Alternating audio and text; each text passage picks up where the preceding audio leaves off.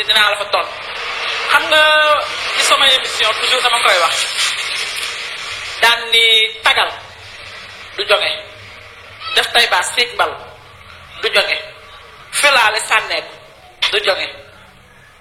xam nga lan mooy jonge nee naa leen boo jongee te baaxu sa jonge zéro nee naa boo jongee te baaxu sa jonge zéro boo jongee te doo dégg digga sa jonge zéro te muy dëgg gis nga jonge du ci nii rek jënd ay fen kàcc togg ci mbana yàq ci booli jangar jag déedéet jonge du danga koy wane mën naa ne sax nag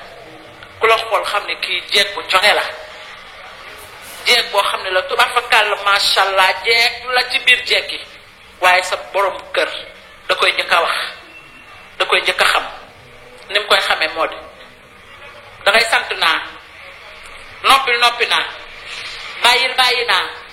bul dem toog naa loo bëgg yaa ko teree neex loolooy jonge waaye tagalu def tay baas def kii ne ci téléphone yi ne ci kii du jonge maanaam jonge mooy déggal sa borom kër sa biir kër